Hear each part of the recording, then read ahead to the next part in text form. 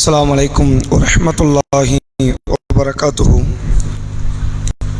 அல்ஹம்துலில்லாஹி ரப்பில் ஆலமீன் வஸ்ஸலாத்து வஸ்ஸலாமு அலா ரசூலில்லாஹி வ ஆலிஹி வ ஸஹ்பிஹி அஜ்மாயின். கண்ணியத்திற்குரிய எல்லாம் வல்ல அல்லாஹ்வின் நல்லடியார்களே, அல்லாஹுடைய பேருதவியால் ஃபஜருடைய தொழுகையை ஜமாத்தோடு நிறைவேற்றிவிட்டு அல்லாஹுடைய ஆலயத்தில் நாம் அனைவரும் ஒன்று திரண்டு இருக்கிறோம். இந்த தருணத்தில் நேற்றைய தினம் மறுமை நாளில் நஷ்டவாளிகள் புலம்பக்கூடிய புலம்பல்கள் என்ற நன்மையை இழந்தவர்கள், பெரும் அநியாயம் இழைத்தவர்களெல்லாம் தங்களை காப்பாற்ற யாரும் இல்லை என்பதனால் சில புலம்பல்களை வெளிப்படுத்துவார்கள் என்று சில திருக்குரானினுடைய வசனங்களை நாம் பார்த்தோம். அதனுடைய தொடர்ச்சியாக சூரா ஹாக்கா என்ற 69வது அத்தியாயத்தில் நல்லடியார்கள் நாளை மறுமையில் எப்படிப்பட்ட சுபசோபனத்தை பெற்றுக்கொள்வார்கள் என்பதையும், யாருடைய விசாரணை நரகமாக அமைகிறதோ அவர்களுடைய புலம்பல்கள் எவ்வாறு இருக்கும் என்பதையும் அல்லாஹ் ரப்புல் ஆலமீன் திருக்குரானில் படம் பிடித்து காட்டக்கூடிய ஒரு முக்கியமான வசனத்தை குறித்து நாம் அறிந்து கொள்ள கடமைப்பட்டு இருக்கிறோம். சூரா ஹாக்கா என்ற 69வது அத்தியாயத்தின் 19வது வசனத்தில் இருந்து தொடர்ச்சியாக அல்லாஹ் பேசுகிறான். ஃபஅம்மாமன் ஊத்திய கிதாபஹு பியமீனிஹி.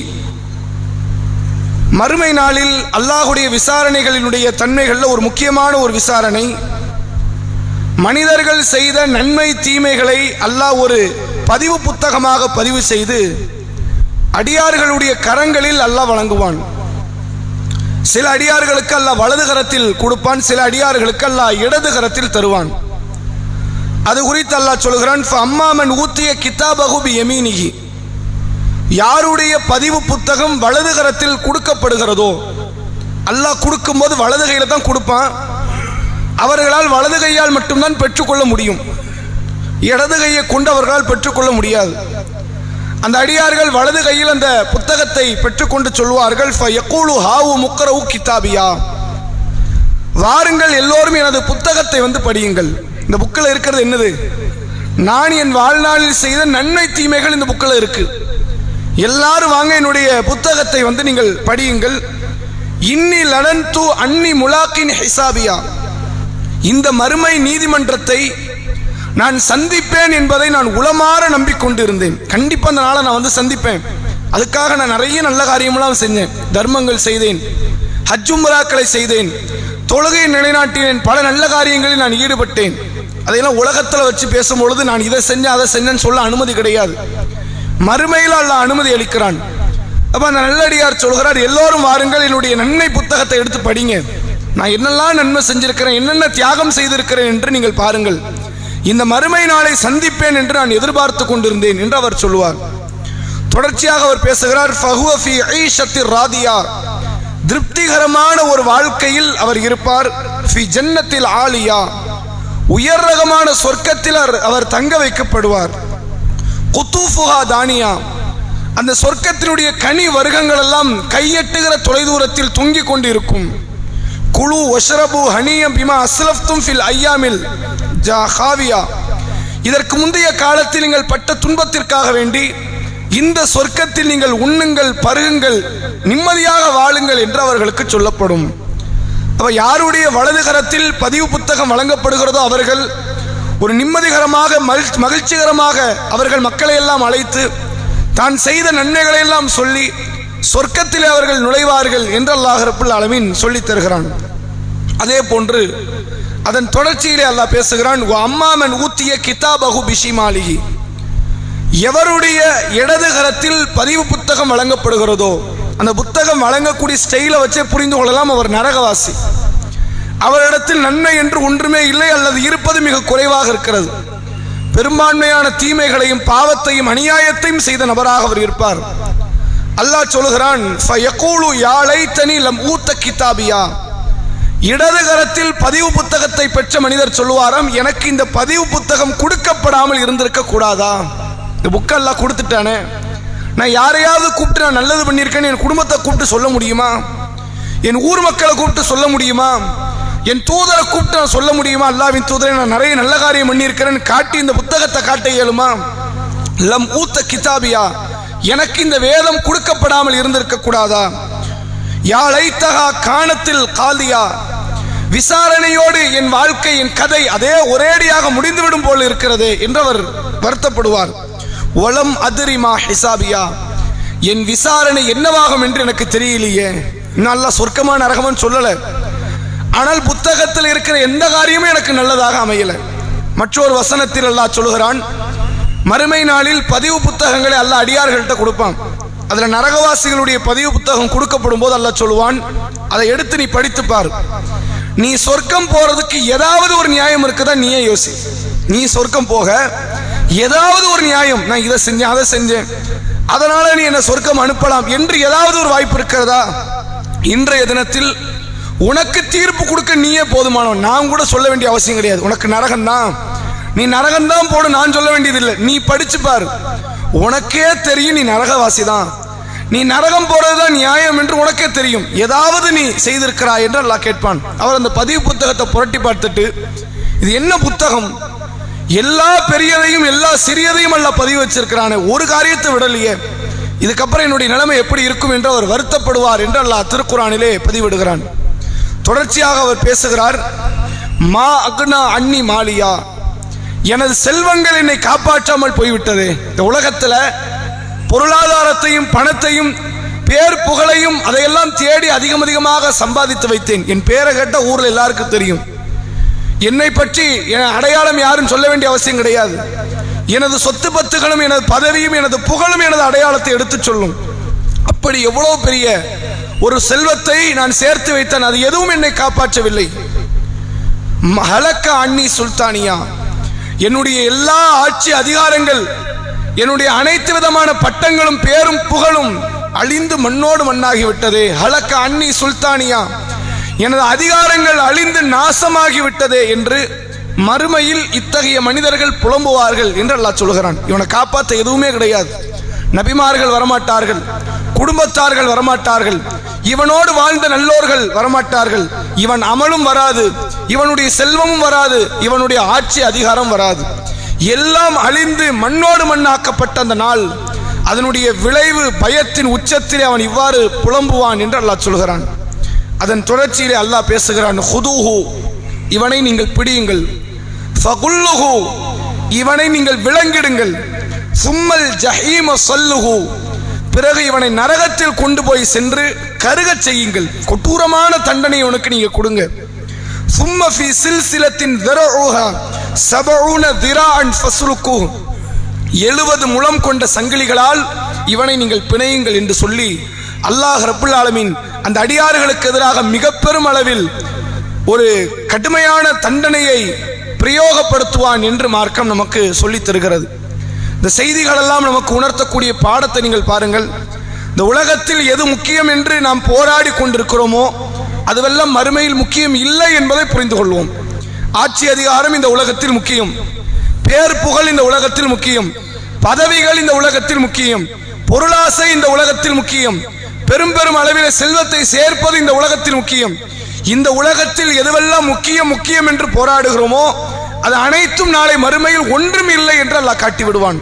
நான் நன்மையை செய்யலையே, என் பதிவு புத்தகத்தில் சொல்லும்படியாக ஒரு நல்ல காரியம் இல்லையே, நான் அல்லாஹ்விடத்தில் சொர்க்கத்தை கேட்பதற்கு ஒரு நியாயமான ஒரு காரியம் கூட இல்லையே என்று வருத்தப்பட்டு புலம்பி தான் நரகத்திற்குரியவன் என்பதை அல்லாஹ் சொல்லும் முன்னாடி அவன் தெரிந்து கொள்வான். அல்லாஹ் இன்னும் சொல்லல, அவனை நரகவாசி என்று அல்லாஹ் குறிப்பிடல. அல்லாஹ் குறிப்பிடுவதற்கு முன்பாகவே அவனுக்கு தெரியும் தனக்கு நரகம் தான் கிடைக்க போகுது என்று உணர்வான். அல்லாஹ்வும் அதற்கேற்றவாறு நரகத்தில் அந்த அடியானை அனுப்பி விடுகிறான் என்று திருக்குர்ஆன் நமக்கு சொல்லுகிறது. இந்த உலக வாழ்க்கையில் நம் தவறான வழிகாட்டுதலின் அடிப்படையில் எது அவசியம் இல்லையோ அத்தகைய செல்வத்தை அத்தகைய பேர் புகழை தேடி நாம் செல்லும் பொழுது மறுமையில் இவ்வளவு பெரிய அதல பாதாளத்திலே நாம் தள்ளப்படுவோம் என்று இந்த வசனத்தின் வாயிலாக புரிந்து கொள்ள முடிகிறது. அதே போன்று நீங்கள் பார்க்கலாம், சூரா அஹ்ஸாப் என்ற 33வது அத்தியாயத்தில் அல்லாஹ் ரப்புல் ஆலமீன் இந்த இறை தூதருக்கு கீழ்ப்படியாதவர்களை குறித்து தன்னுடைய திருக்குர்ஆனிலே இவ்வாறு பேசுகிறான். அல்லாஹ் சொல்கிறான், யௌம துகல்லபு உஜூஹுஹும் ஃபின்னார், நாளை மறுமை நாளில் சில முகங்கள் நரகத்திலே வாட்டி வதைக்கப்படும். சில நபர்களை நரகத்தில் போட்டு கடுமையான முறையில் நாம் வேதனைப்படுத்துவோம்.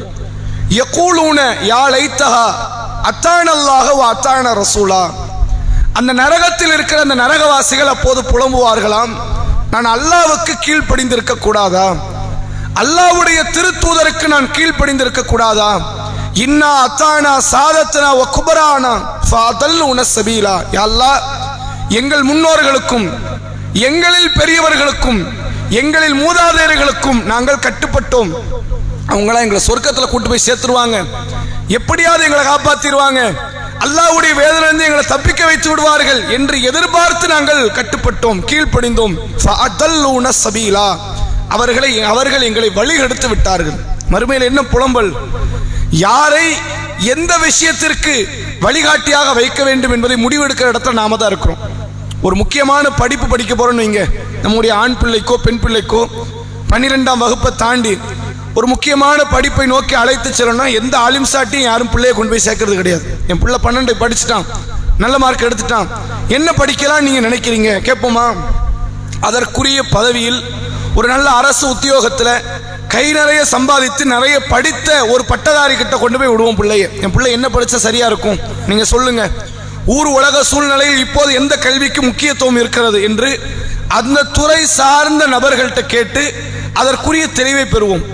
சாதாரணமாக அற்ப உலகத்தில் இதில் தெளிவு பெறுவதற்கு 4-5 நபர்கள்ட்ட அலையக்கூடிய நாம ஒரு விசாவுக்கென்று ஒரு பேப்பர் வரும், அதில் முழுக்க அரபுகளாக இருக்கும், நமக்கு அரபு தெரியாது, அரபு தெரிந்த நபர்கள்ட்ட போய் அதை ஒரு நபருக்கு பல முறை மாறி மாறி கேட்டு அதில் தெளிவு பெறுவோம்.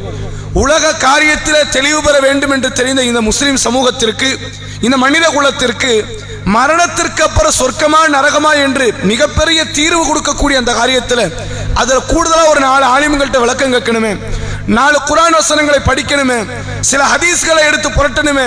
நாம தெரியாமல் ஒரு காரியத்தில் நாம கால் வைத்து விடக்கூடாது என்ற எண்ணம் இருக்கிறதா? நம்மள அதிகமான நபர்கள்ட்ட கிடையாது. யாரோ ஒருவர் அரபு வார்த்தைகளை சொல்லி இது குர்ஆன் என்று சொன்னால் ஏற்கிற மனநிலையில் இருக்கிறோம், அரபு வார்த்தைகளை சொல்லி இது நபியினுடைய வார்த்தை என்று சொன்னால் ஏற்கிற மனநிலையில் இருக்கிறோம். இது உண்மையில் குர்ஆனில் இருக்கிறதா, ஹதீஸில் இருக்கிறதா, மார்க்கம் சொல்லி இருக்கிறதா என்று புரிந்து ஏற்றுக்கொள்ளக்கூடிய மனப்பான்மையில் அதிகமான மக்கள் இல்லை. அல்லாஹ் அவர்களை பற்றி சொல்கிறான், யௌம துகல்லபு உஜூஹுஹும் ஃபின்னார் யகூலூன யா லைத்தனா அத்தானல்லாஹ வ அத்தான ரசூலா, யா அல்லாஹ் நாங்கள் அல்லாஹ்வுக்கு கட்டுப்பட்டு இருக்க கூடாதா, அல்லாஹ்வுடைய ரசூலுக்கு கட்டுப்பட்டு இருக்க கூடாதா, இன்னா அத்தானா சாதத்தனா வ குபரானா ஃபஅதல்லுன சபீலா, எங்கள் முன்னோர்களுக்கும் எங்கள் தலைவர்களுக்கும் எங்கள் மூதாதையர்களுக்கும் நாங்கள் கட்டுப்பட்டோம், அவர்கள் எங்களை வழிகெடுத்து விட்டார்கள்.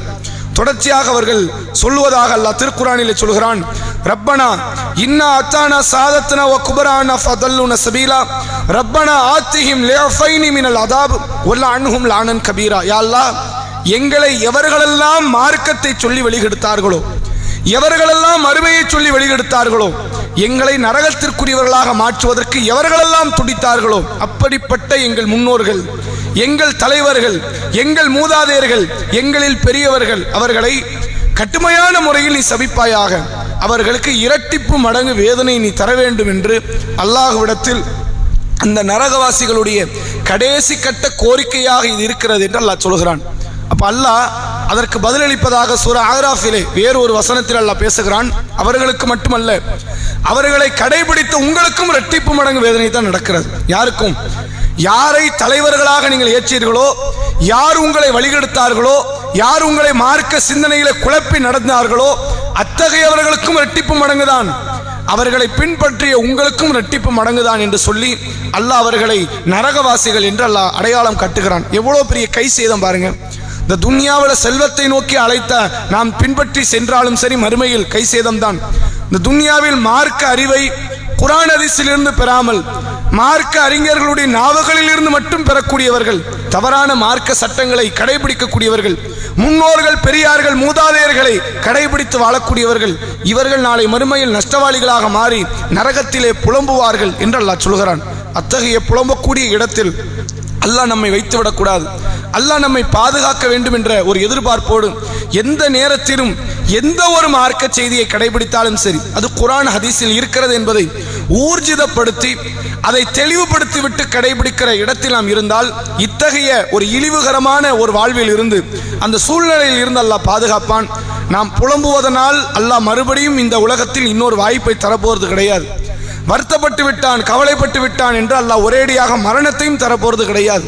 கண்டிப்பாக அல்லாஹ் ரப்புல் ஆலமீன் கொடுக்கக்கூடிய அந்த தீர்ப்பை இறுதி தீர்ப்பாக ஏற்றுக்கொள்வதை தவிர வேறு கதி கிடையாது என்பதை உணர்ந்து இந்த துன்யாவில் அல்லாஹ் வாழ வாய்ப்பு தந்த அந்த நேரத்திற்குள் மார்க்கத்தை உணர்ந்து செல்வத்தினுடைய மோகத்தை விட்டு விலகி வழிபாட்டோடு ஓரளவு தொடர்பை கொண்டு நன்மைகளை அதிகம் செய்யக்கூடிய இடத்தில் நாம் இருப்போம். வல்ல இறைவன் நம் அனைவருக்கும் அதற்குரிய தௌஃபீக்கை தந்தருள் புரிவானாக.